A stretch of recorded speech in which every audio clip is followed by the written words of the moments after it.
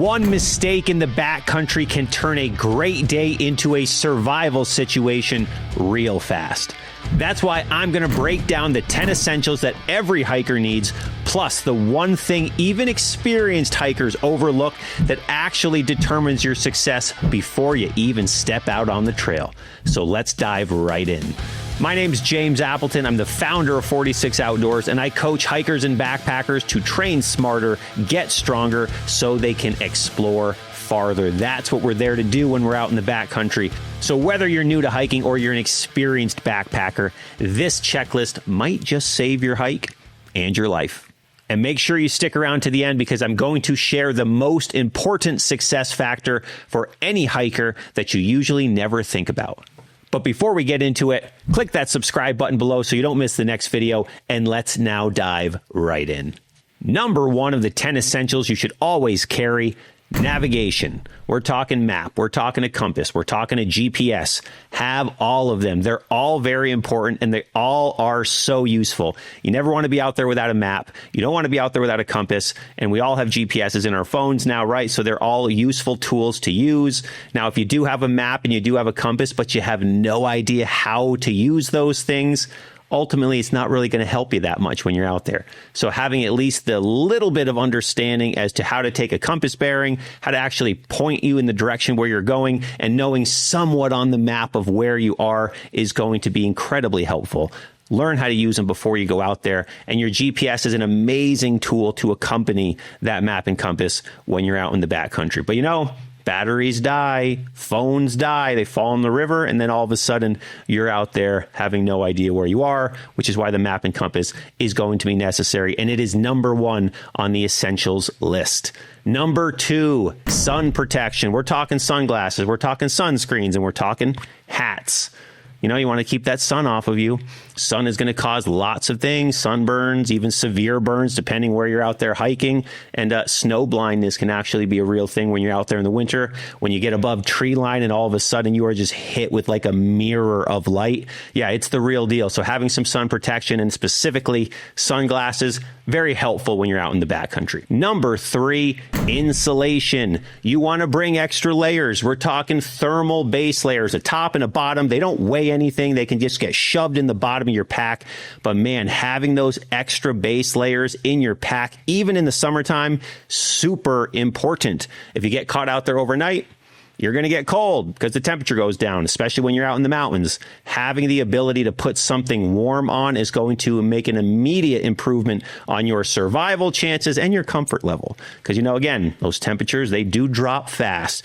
Moving on, number four, illumination. Yes, have a headlamp and have extra batteries. And I'll tell you, go even further and have two headlamps, because at that moment, when you have a headlamp that breaks, or you're searching your backpack trying to find batteries in the dark because your headlamp went out, you would pay thousands of dollars to have a headlamp. And if it only costs you $20, just toss it in your backpack.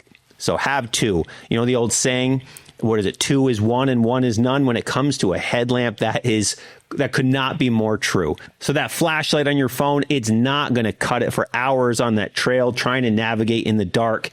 Have the flashlight, have the headlamp. These things are going to be worth thousands in that moment. Moving on, number five, a first aid kit. What to bring? We're talking Band-Aids, we're talking ace bandages, antiseptic wipes, some medications, maybe a tourniquet if you know what you're doing with that. Have the right tools to help yourself in case of an emergency, or help someone else on the trail in case they have an emergency. You know, it's hard to really improvise first aid when you're 10 miles deep in the woods, but when you actually know how to use what you got, you're going to set yourself up for success, and you're just going to be safer. Safer adventures are always more enjoyable. Number six on the 10 essentials list, fire. Yes, we need to be able to make a fire when we're out there. I'm talking a lighter. I'm talking waterproof matches, some sort of fire starter, because fire equals warmth, or if you're in a real emergency, signals, and just ultimately kind of boost your morale if you're actually in a really survival mode, survival situation. So having the ability to make a fire will be very important. And I'll tell you, I found nothing more effective than a little 97-cent Bic lighter from the gas station. Those things are indestructible. They cost nothing, have multiple ways of making a fire. And I actually use this little item from a company called Bigfoot Bushcraft. Shout out to all my Bigfoot people out there. It's an amazing item. Always starts, they weigh nothing, and they burn for quite a while, so it's a great little tool to get that fire started if you don't have things around you to get the actual burning to happen. But fire is going to ultimately be something that could save your life in a pinch real fast. Number 7, repair kits and tools. We're talking a multi-tool. We're talking a knife. We're talking duct tape. Maybe we're talking hockey tape. Things to fix things. Gear breaks when you're out there. Have you ever been deep in the backcountry and your snowshoe break? I have. It sucks. Having something to fix that situation is going to be a massive improvement on your quality of hike and what you're able to do when you're out there. And just, again, overall safety. You want to be able to fix things that break. Nothing is indestructible, and the mountains will show you that nothing is indestructible. Let's see, I've used duct tape for broken shoelaces. I've used duct tape for broken snowshoes. I've used duct tape for broken trekking poles. Use a lot of duct tape when I'm out there. Very, very important, very helpful. Busted zippers. I've used a multi-tool to fix a snowshoe as well. I've used a multi-tool to fix micro spikes. Got to have this stuff. Got to be able to help yourself when you're out there. And for all of you Graham weenies wondering, I don't want to really bring stuff that's heavy. Again, it's the situation where you'd rather have it and not need it than need it and not have it. So have it in your backpack. Number 8, nutrition. Yup, bring enough calories for the trip plus some.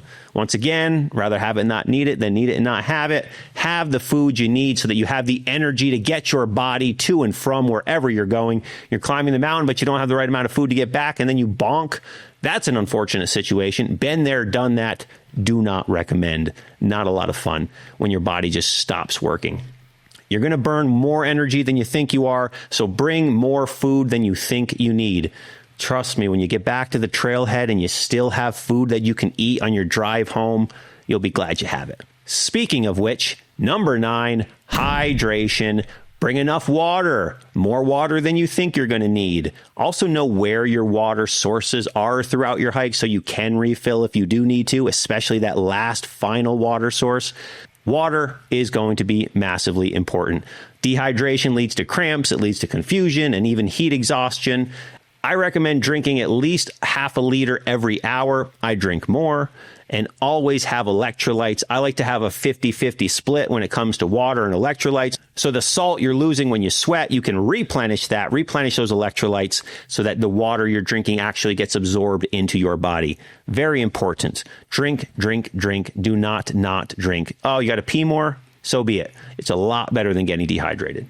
Number 10 on the 10 essentials list, a bivy sack, a tarp, a space blanket, something to keep you out there, an emergency shelter, just in case you got to spend the night in the backcountry. Nobody wants to stay out there. Nobody plans the unexpected overnight, but nature happens, and sometimes that is what happens, whether it's an injury or a storm or you just get lost.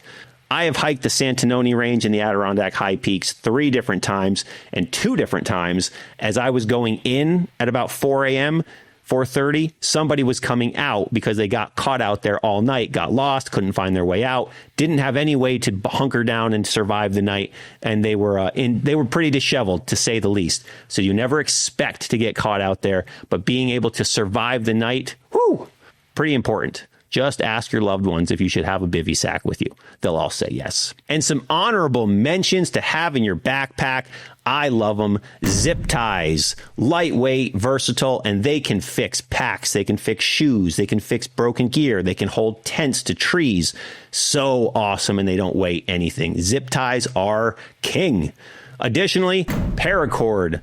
For building a shelter, hanging that food so the bears don't get it, makeshift shoelaces, tying gear together, again, fixing a backpack. Very awesome to have, very lightweight. Love having in your pack. You can have all the right gear, prep all the right food, know exactly where you're going on the map, but if your body breaks down, none of that really matters. The honorable mention for the 10 essentials list is the true essential. That is physical fitness. Fitness is the factor that determines your success in the backcountry long before you hit the trail. Your legs have to be able to carry you where you're trying to go. Your lungs have to be able to make it there. Your body has to support the backpack. Your mind has to keep you going when it gets hard. All these things come into play. And having a strong body is going to be your best asset in the backcountry so that you do not fall short, so that you have the adventure that you set out to have. And it's all about the preparation you do before you get out there. Because ultimately, that is where most hikers fall short. You know, it's not always about what's in your pack. It's about what you've actually built, the effort you've put in to get your body ready long before you lace up those boots. Going to be massively important for your success when it comes to hiking. Now, if you want to stop feeling wrecked after hikes, stop guessing and start training with intention so you actually do have the legs and lungs and the body to get you where you want to go out on the trail, inside my Seek to Do More one-on-one coaching and my Great Range Athlete group programs, we give you the exact weekly training that you need to build a strong, capable, trail-ready body so you don't have to do the thinking. You just got to show up and be ready to do the work. We combine real strength training, conditioning, ruck work, and we're going to build some mental resilience too, because, you know, you're hiking, but it's going to get hard out there in the mountains. So let's prepare for that ahead of time.